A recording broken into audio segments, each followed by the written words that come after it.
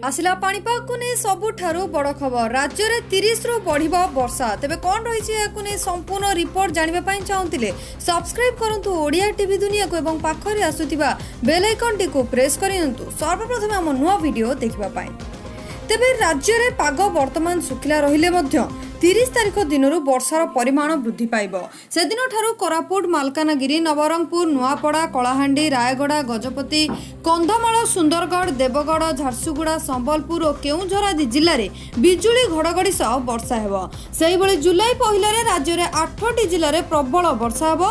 सेही जिला गुड़िक होला कोरापुट मालकानगिरी कटक नयागढ़ खोर्धा जगतसिंहपुर पुरी और केन्द्रापड़ा। एसबू जिला समेत बालेश्वर भद्रक जाजपुर गंजाम गजपति केउंझर मयूरभंज ढेंकानाल देवगढ़ कंधमाल रायगड़ा कोरापुट और मालकानगिरी आदि जिले में किछि स्थान में हालकारु मध्यम धरणर वर्षा हो पारे। एथिसह जुलाई 2 तारिख में कलाहांडी कोरापुट नवरंगपुर अनुगुल और ढेंकानाल आदि जिले में प्रबल वर्षार संभावना रही।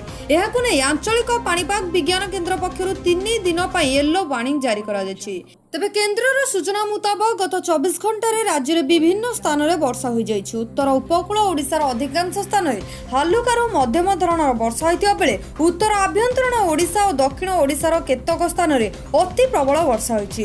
तेबे कोरापुट जिला लमतापुर सर्वाधिक 124.2 मिलीमीटर वर्षार रेकर्ड होइछि। सेहिपरि बालेश्वर जिला नीलगिरी रे 75 मिलीमीटर कलाहांडी जिला जयपटना रे 49 मिलीमीटर और मयूरभंजर बारिपदा ठारे 46.2 मिलीमीटर वर्षा होइछि। आसंताकाली भुवनेश्वर यार आखपाख अंचल में पाग मेघुआ रहिबा सह स्वल्प वर्षा होई पारे। राजधानी सर्वाधिक तापमात्रा 33 डिग्री भितर रहिबा सह सर्वनिम्न तापमात्रा 25 डिग्री मध्य रही बोली केन्द्र कहिछि। तेबे एथिला वर्तमान संपूर्ण ओडिशार पाणीपाग को नै ताजा रिपोर्ट। आगो को कोन रहिबो नुवा अपडेट जानिबा पई चाहुतिले आम सहित कनेक्ट रुहंतु सब्सक्राइब करंतु ओडिया टीवी दुनिया को एवं वर्तमान आपनक अंचलर पाणीपाग को नै कोन रहिछि स्थिति हमकु कमेंट माध्यम रे जणांतु। से पर्यंत मु रहिली नमस्कार।